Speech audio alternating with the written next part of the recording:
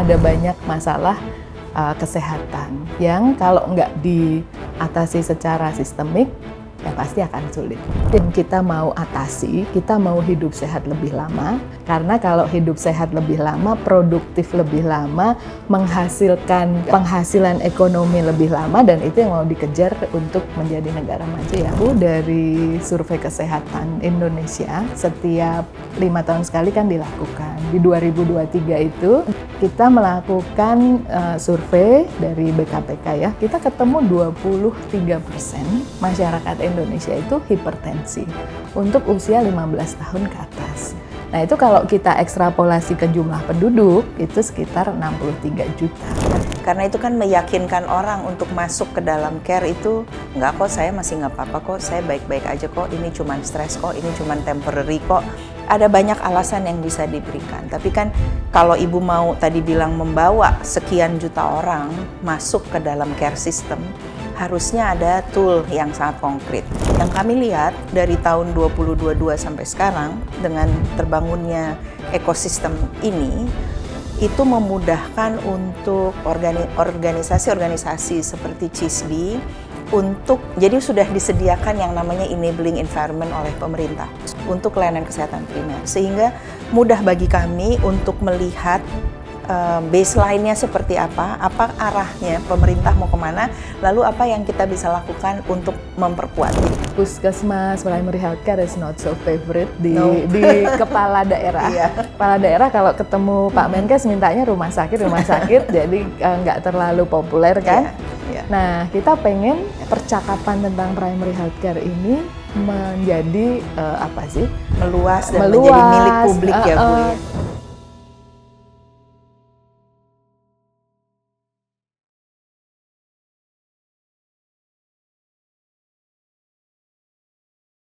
Halo teman CISDI, selamat datang kembali di episode terbaru Setara Talks, siniar khusus yang dibawakan oleh CISDI untuk membawakan isu-isu penting yang ada di seputar bidang pembangunan dan kesehatan, serta keadilan sosial. Saya, Diah Satyani Saminarsih, kembali datang di sini untuk membawakan, berbincang dengan seorang narasumber ahli yang amat spesial untuk isu-isu yang berhubungan dengan kesehatan. Kami berharap tentunya setelah selesai menonton episode yang kali ini, teman CISDI dapat tergugah dan kemudian bangkit dan memperkuat layanan kesehatan di komunitas. Bersama saya pada episode kali ini ada Ibu Dr. Maria Endang Sumiwi MPH, Direktur Jenderal Kesehatan Primer dan Komunitas dari Kementerian Kesehatan Republik Indonesia. Dan kali ini episode Setara Talks diambil dari kantor Kementerian Kesehatan lantai 9. Jadi kami bertamu, tim Setara Talks bertamu ke kantor Ibu Dirjen Kesprimkom. Selamat datang di Setara Talks, Bu Endang. Makasih. Kita akan ngobrol-ngobrol sedikit Bu, ada banyak agenda penting yang seputar layanan kesehatan primer tapi penting terus ya kayaknya. Saya melihat Ibu kayaknya bukan cuman bulan ini yang penting, tapi sepanjang tahun itu penting, tapi bulan ini ada yang spesial, yang khusus, yang menjadi kulminasi sebenarnya dari beberapa tahun belakangan ini, semua upaya pembangunan kesehatan yang telah dilakukan oleh Ibu dan Kementerian Kesehatan. Kita akan secara khusus membicarakan soal layanan kesehatan primer, Ibu, tetapi juga tentu soal integrasi layanan primer, soal ide Ibu yang sekarang berjalan di dalam Primary Healthcare Consortium, dan sebuah acara yang akan berlangsung di akhir bulan Juli ya Bu ya. Itu yang akan saya gali dalam obrolan kita yang terlalu singkat pada kesempatan Setara Talks kali ini. Ini episode ke-11 Bu, jadi ini seperti tadi Ibu bilang ini udah hampir setahun. Ibu Endang, kalau kita boleh mulai berbicara, mungkin memperkenalkan Ibu. Background-nya sangat menarik sekali, siapa Ibu sebagai Dirjen, lalu kita beberapa kali bertemu dalam rapat dan ada banyak ide-ide serta gagasan dan pekerjaan berat yang ada di bawah tanggung jawab Ibu. Terutama karena beban kesehatan kita juga masih susah untuk berkurang, masih terus tinggi. Populasinya bertambah, penyakitnya bertambah, ada yang udah nggak ada jadi ada lagi, ada penyakit-penyakit baru. Silakan Ibu untuk mulai mungkin memperkenalkan diri, interestnya, dan kemudian berbicara soal beban kesehatan di Indonesia. Ya, perkenalan dulu ya. Jadi saya biasanya dipanggilnya Bu Endang. Dan jadi dirjen mungkin udah tahun kelima ini ya berjalan, jadi dari tahun 2022 persis setelah COVID. Jadi interestnya tentunya dari awal dulu sekolah kedokteran sebetulnya tertarik di public health ya. Karena kalau kita di rumah sakit itu melihatnya hasil akhir kan. Ini kok ada pasien TB mau meninggal, paru-parunya istilahnya udah lubang-lubang ya gitu. Kenapa bisa sampai kayak gini? Terus ini ada lagi yang gagal ginjal usia 21, harus saat itu belum ada BPJS lagi ya waktu kita di rumah sakit dulu, waktu koas ya. Nah, pasti dia akan meninggal nih atau dia jatuh miskin gitu. Jadi ada banyak masalah kesehatan yang kalau nggak diatasi secara sistemik ya pasti akan sulit. Kita sudah banyak kemajuan ya, ada BPJS dan seterusnya. Jadi interest memang ke arah public health. Nah, waktu kita masuk 2022, memang sebelumnya kerjanya lebih banyak di public health juga. Pertama dengan Médecins Sans Frontières ya, atau Doctors Without Borders, lalu sama UNICEF, sama WHO, tapi sempat juga di Eichmann Institute. Karena suka juga lihat sains ya, gimana supaya sainsnya bisa contribute juga nantinya ke public health. Tapi in the end, sekarang di Kemenkes pada saat masuk 2022 semangatnya sebetulnya ada dua yang Pak Menkes selalu sampaikan. Semangat yang pertama adalah kita mau ngejar jadi negara maju kan, gitu. Nah sehingga kita harus lihatnya itu perbandingan antara kita dengan negara maju. Lalu yang kedua, semangat yang kedua adalah setelah COVID, kita lihat waktu COVID kita nggak cukup resilient gitu. Ada banyak shortage oksigen dan seterusnya ya. Jadi sebetulnya sistem kesehatan kita kuat atau enggak nih gitu. Jadi Pak Menkes meluncurkan transformasi sistem kesehatan supaya kita punya sistem kesehatan yang kuat, ada 6 pilar, semuanya mungkin sudah sangat familiar ya. Nah, pilar pertama itu primary healthcare. Jadi ada dua mission kita sebetulnya. Mission pertama adalah segera mengejar ketertinggalan kita supaya 2045 kita jadi negara maju. Yang kedua, belajar dari COVID, kita pengen stronger health system. Pilar satu itu primary healthcare, maka kita harus mewujudkan stronger primary healthcare. Jadi mission kita sebetulnya dua ini ya. Nah, dalam rangka ke negara maju, kita bisa langsung head to head aja membandingkan indikator dengan negara maju. Indikator pertama kalau untuk health tentunya adalah kalau indikator impact ujung-ujungnya ya angka harapan hidup. Angka harapan hidup kita kemarin baru keluar dari BPS 74, negara maju ya di atas 80, 84 dan seterusnya. Tapi juga ada selain survive, kita harus hidup gitu, kita juga harus hidup yang berkualitas atau hidup yang sehat. Iya. Nah, indikator kita usia harapan hidup sehat ya atau HALE. Kita masih di 60, kita mau jadikan 65. Kalau negara lain mereka sampai 74 itu masih hidup sehat gitu. Ya. Meskipun years of being sick-nya itu juga sekitar 8-9 tahun meskipun negara maju ya. Tapi ya mereka bisa hidup sehat sampai 74 lalu nanti meninggal di 84. Kalau kita masih hidup sehat sampai umur 60. Setelah itu kita sakit-sakitan, lalu kita meninggal di usia 74, 72, 74 gitu ya. Nah, jadi kita gapnya cukup banyak ya, cukup jauh sama negara maju. Jadi itu hal pertama yang kita mau atasi, kita mau hidup sehat lebih lama. Karena kalau hidup sehat lebih lama, produktif lebih lama, menghasilkan penghasilan ekonomi lebih lama, dan itu yang mau dikejar untuk menjadi negara maju ya. Pak Menkes selalu bilang penghasilannya harus 15 juta per bulan gitu. Kalau rata-rata seluruh penduduk Indonesia, nah itu cuma bisa kalau kita sehat supaya kita bisa produktif. Jadi itu mission kita. Nah, tentunya untuk kita bisa meningkatkan usia harapan hidup sehat dari 60 sekarang ya, kalau bisa tambah 10 tahun lagi lebih bagus ya Bu. Nah, itu apa saja yang harus kita lakukan? Nah, itu lalu kita memetakan mana yang menjadi tanggung jawabnya primary healthcare gitu. Karena primary healthcare ini tugasnya adalah mencegah, tugasnya jangan sampai orang harus gagal ginjal, harus jantung, harus stroke gitu ya. Nah, kita lihat data-data terakhir kita, apa sih yang menyebabkan kontribut ke usia harapan hidupnya jadi berkurang gitu ya. Kalau rata-rata kita sekarang 72-74. Nah, kontribusi pertama itu adalah kematian di usia sangat muda atau kematian bayi. Kalau bayi meninggalnya tinggi, kan kita udah rugi 74 tuh. Jadi pengurang rata-ratanya tuh banyak. Jadi tentunya kita sejak awal kehidupan itu kita pengen survive ya. Jadi kematian ibu, kematian bayi itu harus turun. Nah, saat ini turun on track untuk RPJMN, tapi sekali lagi kalau head to head dengan negara maju itu ya masih jauh. Lalu selama hidup ini supaya berkualitas kita masalahnya apa? Satu, nutrition, itu balita masih masih 20% ya, 19,8, 1 dari 5 masih stunting. Lalu mental health kalau remaja, kalau dewasa lansia mulailah kardiovaskuler ini. Jadi itu tantangan kita, the main burden ya, yang utama itu adalah itu masalah kesehatan kita.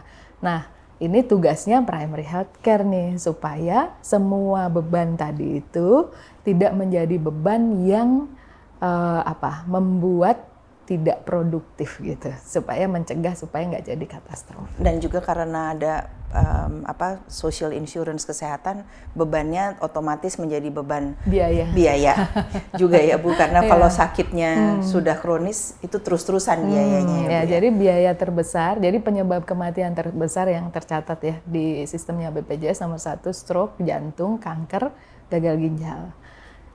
Pembiayaan terbesar juga ada di situ. Sekarang pembiayaan terbesar malah untuk hemodialisis di nomor 2 untuk pembiayaan. Jadi memang cukup inefficient ya, kalau kita nggak hidup sehat maka pembiayaan kesehatan kita cukup boros. Nah, Pak Dirut juga sampaikan ya, Pak Dirut BPJS waktu rapat di Komisi 9 kita udah ini terus nih defisit terus gitu kan, tapi juga cost kita memang ya cukup tinggi kalau pencegahan kita nggak bagus. Ada yang menarik sekali dari kita baru bertemu rapat online ya Bu beberapa hari yang lalu, dan Ibu menunjukkan sebuah data di mana data itu sebenarnya bilang ada gap yang cukup besar antara orang yang tahu sama nggak tahu dirinya. Artinya perjalanan orang menuju sakit itu sebenarnya ada. Ini yang mau ditangkap di layanan kesehatan primer ya Bu jadinya ya. Jadi kita itu memang transisi ya. Transisinya ini belum sepenuhnya belum sepenuhnya diffuse ke masyarakat gitu. Maksudnya dulu kita kan sangat infectious diseases. Ya kan, ada diare, ada ISPA gitu kan. Semuanya penyakit infeksi, tifus, segala macam ya. Itu masyarakat biasa. Jadi masyarakat biasa juga minum obat yang course-nya pendek lalu sembuh. Kan infectious disease itu begitu kan nature-nya. Terinfeksi, sakit, minum obat, sembuh gitu. Nah, beda dengan yang sekarang ini. Sekarang non-communicable diseases kan, tekanan darah tinggi mungkin nggak ada demam.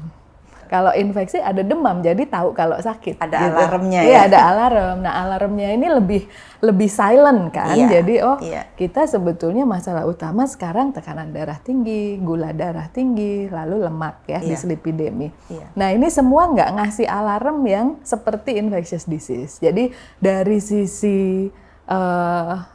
sisi awareness untuk alarm, masyarakat belum cukup aware ya untuk bahwa saya itu ada ada ancaman laten, Iya. ancaman laten non-communicable diseases ini, karena nggak merasa, nggak ada demam, nggak ada apa pusing yang berat ataupun berkeringat atau apapun yang seperti infectious disease ya, ada diare, ada sakit perut, ada itu kan. Nah kalau gula darahnya tinggi, tekanan darahnya tinggi, apalagi mulainya pelan-pelan, jadi tubuhnya nggak terlalu merasa. Akhirnya tubuhnya beradaptasi juga terhadap. Apalagi misalnya pusing, mungkin dipikir ini biasa dineglect ya. Tanggal tua Bu, biasanya pusing gitu. Jadi itu banyak diatribusikan ke hal-hal simptomnya nggak terlalu simptom yang striking. Ya untuk masyarakat. Jadi nomor satu, perasaan bahwa saya sakit itu nggak ada sampai nanti sudah sangat sakit. Jadi kita harus memunculkan satu kebiasaan, yaitu regular check up ketika masih sehat gitu. Karena simptomnya nggak sebanding dengan keadaannya. Jadi belum ada gejala, ternyata tekanan darahnya udah mulai tinggi, gula darahnya udah mulai tinggi ya. Itu secara biologi menyulitkan memang untuk masyarakat merasa bahwa saya tuh berada dalam situasi yang bisa jadi beresiko nih gitu. Karena itu kita lakukan regular check ya. Memang data kita itu dari Survei Kesehatan Indonesia setiap 5 tahun sekali kan dilakukan. Di 2023 itu kita melakukan survei dari BKPK ya, Badan Kebijakan. Nah, kita ketemu 23% masyarakat Indonesia itu hipertensi untuk usia 15 tahun ke atas. Nah, itu kalau kita ekstrapolasi ke jumlah penduduk, itu sekitar 63 juta. Banyak sekali. Banyak sekali. Lalu ditanyain, kamu sudah pernah terdiagnosis dokter atau belum? Nah, yang sudah pernah terdiagnosis itu hanya 8%. Dan itu sekitar 17 juta ya. Jadi sebetulnya ada 46 juta yang seperti tadi saya sampaikan itu, karena tubuhnya mungkin ya lagi biasa pelan-pelan bergerak ke arah orang sana. Indonesia kan kerja keras ya, orang-orang yang kerja keras. Jadi mungkin biasa juga meneglect simptom-simptom yang menurut mereka mungkin nggak terlalu mengganggu pekerjaan sehari-hari. Ini masih bisa berfungsi dengan ini produktif. Cuma pusing, ini cuma itu. Jadi tugas kita yang pertama adalah yang 46 juta ini mesti ketemu supaya mereka masuk ke dalam our care system gitu kan. Sehingga kita kemarin meluncurkan cek kesehatan gratis itu hal yang sama dengan gula darah, hal yang sama dengan lemak darah karena nggak terasa gitu. Dari penjelasan Ibu bisa saya tangkap beratnya, kompleksnya, dan abu-abunya Bu ya. Karena itu kan meyakinkan orang untuk masuk ke dalam care itu, enggak kok saya masih nggak apa-apa kok, saya baik-baik aja kok, ini cuman stres kok, ini cuman temporary kok. Ada banyak alasan yang bisa diberikan. Tapi kan kalau Ibu mau tadi bilang membawa sekian juta orang masuk ke dalam care system, harusnya ada tool yang sangat konkret. Tahun 2022 kalau nggak salah pertengahan kita sudah mulai mendengar bahwa ada yang disebut piloting waktu itu untuk integrasi layanan primer. Dan kemudian ILP ini di kalangan kesehatan sekarang sudah diterima dengan baik secara luas dan makin lama makin kuat. Apa yang berbeda atau apa yang membuat Ibu meluncurkan integrasi layanan primer ini dan sampai sekarang progresnya sudah jelas sudah bukan pilot Bu, tapi monggo untuk di. Ya, jadi kita sebut ini integrasi layanan primer tuh ada 3 ciri-cirinya ya. Jadi kita juga, jadi ciri-ciri yang pertama untuk integrasi layanan primer atau transformasi ini, yang pertama adalah kita tidak lagi program base, tapi life cycle base. Ini sebetulnya dipengaruhi oleh 2 faktor ya. Faktor yang pertama itu primary healthcare ini ada global discourse kan, karena semua negara punya primary healthcare-nya gitu ya. Dan sebetulnya dialog di tingkat global tentang primary healthcare itu negara-negara mengalami masalah yang sama. Dan sudah mulai dari tahun 78 dulu Ya, itu ya dari Bu ya? Alma-Ata Dari Alma-Ata. 78, lalu Astana Declaration. Nah, di Astana itu kita dengarkan apa sih masalah-masalah negara-negara, itu mirip dengan kita, yaitu mengalami stagnasi di dalam program-program.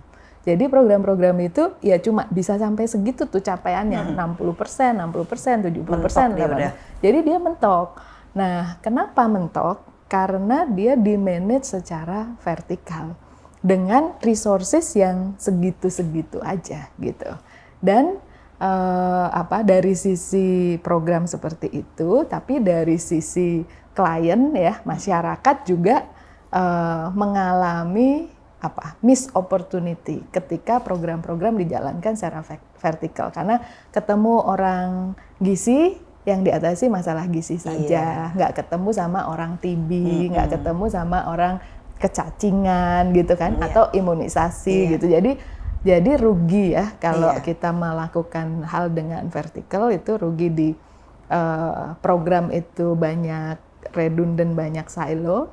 Tapi juga dari masyarakat ada miss opportunity. Jadi dan mungkin juga jadi ada keengganan dan ada barrier baru ya Bu, masyarakat bolak-balik harus mengakses layanan kesehatan yang jadi nggak efisien sistemnya. Nggak efisien. Betul. Nah, sehingga kita memikirkan juga di dalam global discourse itu ada pendekatan major ya, namanya people centered. Lalu juga di layanan kesehatan juga sedang ada perubahan namanya client centered. Jadi semuanya itu harus senternya itu adalah yang kita berikan layanan. Jadi itulah kenapa kita berubah dari tadinya program base untuk primary healthcare, harus jalani program nutrisi, harus jalani program ini, harus jalani, berubah menjadi life cycle base. Jadi life cycle base ini adalah masyarakat kita itu, karena tadi kita pengennya sehat, jadi kita berubah tuh life cycle itu tujuannya adalah masyarakat kita harus sehat, dan harus sehatnya itu dari mulai dalam kandungan harus sehat sampai dengan mau meninggal sebisa mungkin sehatnya sampai dengan setua mungkin ya. Gitu ya. Nah, sehingga kita pendekatannya adalah kalau ibunya hamil, ibunya harus dapat apa saja sih? Program di dalam situ apa saja sih? Mungkin ada program gizinya, ibunya harus diperhatikan penyakit infeksinya, ibunya harus diperhatikan resiko kehamilannya. Nah, itu menjadi integrated approach-nya ada di situ. Jadi life cycle atau fase kehidupan ini menjadi wadah untuk terhadap intervensi atau paket layanan. Nah, itu yang mulai sekarang dari 2022 kita pilot, 2023 sudah menjadi regulasi standar, dan 2024 juga regulasi standar puskesmas. Jadi kita berharap 2026 ini seluruh puskesmas sudah ya. Sekarang kita udah hampir 9.000 puskesmas kita 10.300. Nah, yang kedua, ini kan sesuatu yang berubah. Kalau dulu kita mengobati yang sakit, itu cukup tuh puskesmas kita atau klinik kita ya. Kita ada 10.000. Jadi tinggal nunggu orang yang datang karena sakit ya. Tapi karena kita sekarang mau menjaga yang sehat, supaya tetap sehat, termasuk melakukan cek kesehatan dan seterusnya. Nah, ini kita berpikir cukup nggak nih infrastruktur kita mengandalkan puskesmas 10.000. Nah, kita lihat negara-negara lain seperti apa sih yang lebih baik indikator kesehatannya ya. Thailand itu dia penduduk 70 juta. Primary healthcare-nya 10.000. Kita penduduk 280 juta, primary healthcare juga 10.000 gitu. Jadi kita sebetulnya kekuatan kita hanya 1/4 dari kekuatan Thailand untuk menjangkau seluruh masyarakat. Kalau kita mengandalkan puskesmas saja. Nah, kebetulan 2022 awal itu ada kunjungan ke Bali di suatu desa namanya Kekeran. Nah, di situ pustunya kuat sekali karena dari bidan dan perawat ini yang ada di pustu punya relation baik dengan kepala desa, sehingga bisa contribute terhadap kegiatan di desa itu, kegiatan kesehatan. Jadi kita sudah punya struktur existing ya di bawah puskesmas, yaitu pustu. Dan ternyata juga kita kan punya posyandu 300.000. Jadi sebetulnya kita punya kekuatan primary healthcare structure itu tidak hanya puskesmas, tapi juga yang di desa pustu, juga ada poskesdes, dan juga di tingkat yang lebih rendah lagi atau lebih kecil lagi itu adalah posyandu. Nah, sehingga kita pikir kenapa nggak semua ini menjadi poin yang strategis? Karena selama ini pustu is annex to puskesmas saja, bukan sesuatu yang berpikir sendiri gitu kan. Posyandu juga puskesmas nanganin banyak sekali posyandu, cukup kewalahan ya. Jadi kita transformasi yang kedua setelah life cycle itu adalah kita memperkuat network. Jadi layanan primer bukan hanya vaskes. Pendekatannya nggak vaskes, tapi pendekatannya network. Jadi layanan primer ini adalah suatu jejaring karena dia harus menjangkau 280 juta. Kalau kita berbasis vaskes saja, cara kerjanya yaitu puskesmas sebagai fasilitas penyedia layanan, dia tidak bisa berpikir sebagai suatu ekosistem. Nah, padahal primary healthcare itu adalah suatu ekosistem ya, karena kita punya banyak vaskes, ada klinik pratama, ada praktek mandiri, ada klinik kesehatan kerja, ada macam-macam. Jadi kita mengatur yang kedua, transformasi yang kedua adalah memperkuat jejaring. Terutama yang sedang kita lakukan sekarang jejaring yang ke tingkat desa dan juga ke tingkat dusun RT RW ya, melalui pustu, posyandu. Lalu puskesmas ini adalah pusat dari jejaringnya sebagai pengendali jejaring. Nah, tetapi ketika kita ngomongin sistem, jadi yang pertama kan ngomongin life cycle, itu ngomongin orang yang kita ingin jangkau, ingin kita layani ya. Yang transformasi kedua itu adalah sistemnya, jadi jejaring layanan primernya. Yang ketiga adalah gimana mereka bisa bekerja secara efektif. Dan juga dengan kita percaya bahwa masyarakat itu kuat, kita hanya perlu memfasilitasi, mendukung, memberikan pola cara kerja. Jadi transformasi yang ketiga itu adalah istilahnya data for action. Jadi kita pengen, kan kita lihat juga kadang-kadang ya perencanaan, pokoknya tahun lalu ditambah 10% gitu ya, atau kegiatannya ya seperti tahun lalu. Nah, kita kan inginnya karena ini kita punya pendekatan program, policy itu kita pengennya evidence based. Jadi kita menggagas transformasi yang ketiga yang kita sebut pengawasan wilayah setempat atau PWS. Jadi pengawasan wilayah setempat ini di tingkat yang paling kecil mungkin posyandu atau pustu, atau puskesmas, mereka bisa mendefinisikan masalah kesehatan yang ada di wilayahnya dengan data. Jadi pengawasan wilayah setempat itu misalnya wilayahnya didefinisikan. Wilayah saya tuh apa sih wilayah kerja saya? Oh, wilayah kerja saya pustu misalnya. Di pustu ini saya punya berapa orang? Oh, saya punya 1.000 penduduk. Di 1.000 penduduk itu berapa yang bumil? Misalnya, ada 30 ibu hamil. Nah, pengawasan wilayah setempat untuk ibu hamil itu adalah ibu hamil ini sudah ANC belum? Ibu hamil ini ada yang kek atau enggak? Ibu hamil ini beresiko tinggi enggak? Jadi PWS itu ingin memvisualisasikan masalah kesehatan yang ada di wilayah tertentu. Nah, dengan kemampuan PWS di masing-masing level, lalu program, pendekatan, kegiatan itu berdasarkan hasil dari PWS itu. Jadi ini dia lebih ke data. Jadi 3 itu yang menjadi nyawanya dari transformasi pelayanan kesehatan primer kita. Ya, ini semoga teman CISDI yang ada di bidang kesehatan masyarakat sekarang jelas. Karena tadi itu kuliah 3 SKS dari Ibu Dirjen dari Ibu Endang mengenai apa itu integrasi layanan primer. Menyambungkan sebenarnya dengan CISDI ya Bu.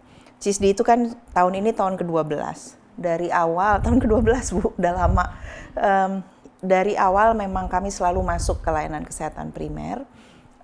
Dan pada waktu itu, dari awal waktu mulai, itu ekosistem seperti yang Ibu jelaskan tadi itu belum terbangun. yang kami lihat dari tahun 2022 sampai sekarang dengan terbangunnya ekosistem ini itu memudahkan untuk organisasi-organisasi seperti CISD untuk, jadi sudah disediakan yang namanya enabling environment oleh pemerintah untuk layanan kesehatan primer, sehingga mudah bagi kami untuk melihat baseline-nya seperti apa arahnya, pemerintah mau kemana, lalu apa yang kita bisa lakukan untuk memperkuat. Jadi seperti yang kami laporkan kemarin di Pencerah Nusantara ya Bu, kemarin kita lagi lihat lokasinya akan ke Kendal, 24 puskesmas, 25 pustu, yang semua sudah terpapar oleh ILP, sehingga PWS-nya sudah berjalan dan kami masuk ke sana untuk apa yang bisa di-enhance gitu kan. Mau di digital connectivity-nya, mau dari kapasitas kader kesehatan yang sesuai dengan enabling environment yang sudah disediakan oleh pemerintah. Buat kami yang sudah 12 tahun ini Bu, itu menyenangkan sekali sebenarnya karena ada boundaries yang kita tahu, oh ini harusnya masuknya ke sini, ini bisa begini, kita koordinasinya seperti ini di lapangan. Ada gap-gap misalnya dari sudut demand yang gimana ya supaya mereka terus berada di dalam sistem, di dalam care sistemnya yang sudah terbangun ini.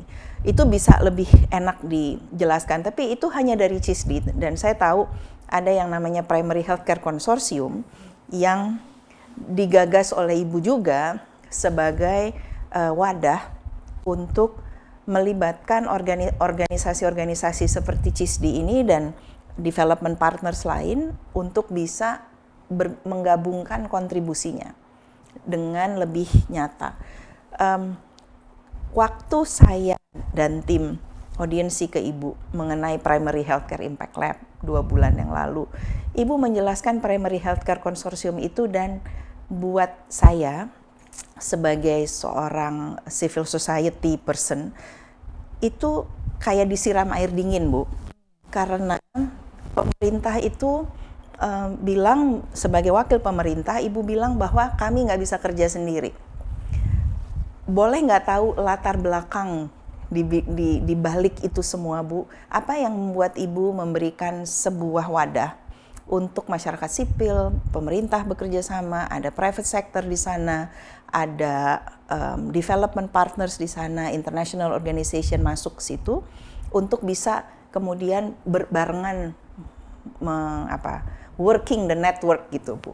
Silakan Ibu Endang. Ya, jadi karena primary healthcare kita itu suatu ekosistem yang volumenya tuh besar. Ya. Volumenya besar, kita kan 514 kabupaten kota, 10.000 puskesmas, belum 300.000 posyandu, 64.000 pustu dan poskesdes, lalu klinik-klinik juga ada sekitar 20.000. Nah, pemerintah tuh tugasnya apa sih gitu ya? Tugas utamanya pemerintah tentunya service provider ya. Kita tugasnya ada di supply side. Jadi kita harus menyediakan layanan kepada masyarakat, dan kalau bisa layanan itu layanan yang terbaik ya. Nah, kita punya struktur di Kemenkes, Primary Healthcare atau Dijenkes Primkom, ada Direktorat Tata Kelola Pelayanan Kesehatan Primer. Stafnya mungkin sekitar 50-60 orang, lalu tata kelola ada beberapa tim kerja untuk UPKDK atau Pustu Poskesdes ini mungkin cuma 5-6 orang ya. Jadi pasti di sisi pemerintah itu fokusnya adalah fokus untuk developing standar.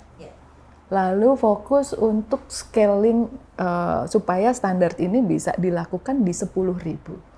Nah, itu koordinasi, menyusun standar yang tadi ada 3 perubahan itu ya. Itu sudah menghabiskan waktu yang hampir seluruh waktu itu digunakan untuk itu ya. Untuk membuat standar dan making sure bahwa standar ini berjalan di semua tempat gitu. Dan dengan kekuatan kabupaten kota yang berbagai macam, itu bisa fase-fasenya itu bisa berbeda gitu. Yang sini udah siap, yang sana belum, di sini udah bagus, di sini belum. Jadi tugasnya teman-teman ini di dalam Dijenkes Primkom adalah, oh yang di sana belum jalan, ayo kita coba itu dievaluasi di sana. Jadi sehari-hari itu waktu dedicated to developing standar, juga untuk memastikan ini jalan di semua kabupaten kota, di semua posyandu, di semua itu. Nah, padahal yang kita tahu bahwa dampak itu tidak hanya berasal dari satu sisi, yaitu supply side saja. Juga ada dampak yang dikontribusikan oleh demand side gitu. Itu yang pertama ya. Lalu yang kedua juga kita lihat juga bahwa seringkali establishment of system itu masih bersifat superficial ya, atau administratif. Sudah ILP, sudah ada SK, ada ini, ada itu gitu. Checkmark lah itu semua. Tapi kita kan mau impact, Iya. Dan impactnya itu adalah status kesehatan yang lebih baik gitu. Kadang-kadang ketika kita establish system, belum tentu juga kalau quality itu nggak bagus, belum tentu kita dapat impact. Loh, ini sudah jalan ILP kok imunisasi masih rendah dan lain-lain. Nah, kekuatan pemerintah adalah kekuatan dari sisi sistem dan skala yang besar, penyediaan layanan, tapi kita tahu juga kekuatan dari para mitra. Karena ada kekuatan mitra yang misalnya dari akademik. Dari akademik mereka kekuatan untuk evaluasi, untuk lihat detail, itu lebih menghitung impact. Nah, mereka punya resource-nya, punya orangnya untuk melakukan itu. Lalu teman-teman mitra NGO misalnya, mereka lebih di grassroots, langsung tahu tuh kalau ini yang di sini it doesn't work nih, gitu kan. Nah, sehingga itu kekuatan-kekuatan yang dari pemerintah pusat kita tidak miliki sebanyak itu. Karena tadi kita fokusnya adalah skill ya, harus jalan, meskipun kita evaluasi juga. Nah, kebetulan kita di approach tuh. Untuk partner-partner kan biasa pengen ketemu ya. Bu, kita mau dukung primary healthcare, Bu, kita mau dukung primary healthcare gitu kan. Nah, kita tidak ingin mereka berjalan sendiri-sendiri.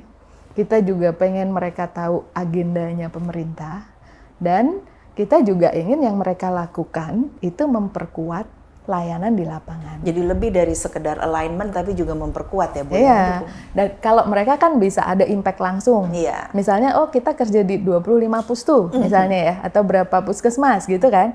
Ketika ada partner di situ, layanan di situ langsung membaik. Tapi juga kita ingin membawa itu ke dalam knowledge yang di-generate di tempat itu, kita ingin bawa menjadi masukan terhadap apa yang juga kita lakukan dari skala yang besar ini, supaya yang skala yang besar ini juga mendapat masukan perbaikan dari komunitas langsung. Nah, selain itu juga dari sisi partner manajemen itu lebih efisien, lebih mudah kalau dimasukkan dalam suatu wadah konsorsium ya, karena kalau enggak nanti harus ketemu satu-satu.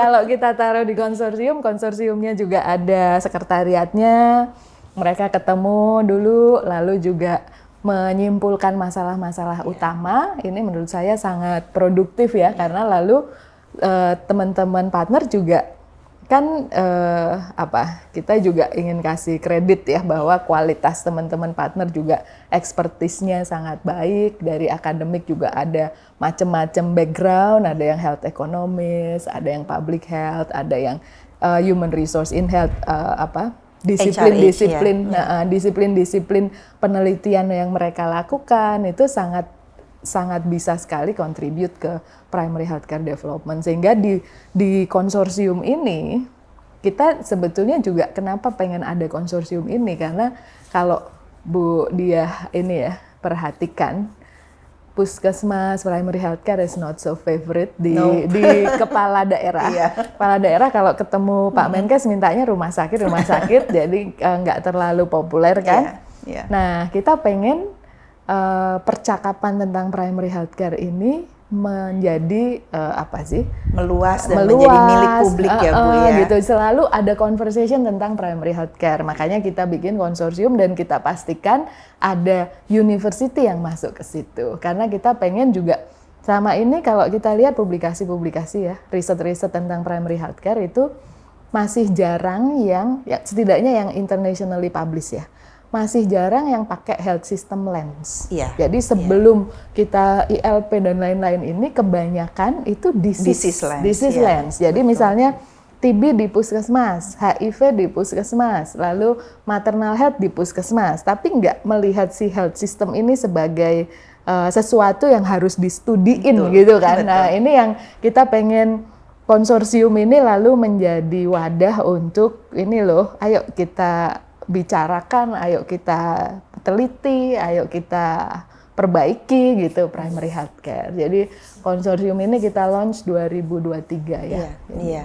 Cisdi baru aja bergabung sekian bulan yang lalu ya, dari bulan April kalau nggak salah Ibu, dan pembicaraan di working group 4 di mana Cisdi ada di sana sebagai kulit itu memang sangat-sangat beragam dan menarik. Begitu juga yang working group lain di mana Cisdi ada di situ sebagai members HRH dengan service delivery. Service delivery. Ada di sana. Kami tentu melihat ini semua dan kemudian apa yang akan terjadi di akhir bulan Juli nanti. Menurut saya kalau lihat 12 tahun ke belakang Bu, ini sebuah kemajuan angin segar benar-benar untuk kami yang ada di layanan kesehatan primer yang udah cukup lama ada di situ. Saya tidak bilang bahwa semuanya selesai begitu aja. Ibu pasti juga tahu banyaklah kaget-kaget cerita-cerita seru dari lapangan yang nanti melalui konsorsium Ibu juga akan dengar juga akhirnya. Tapi paling tidak ada wadah memang Bu untuk saling bertukar cerita, bertukar pikiran, mendengar ekspertis dari tempat lain.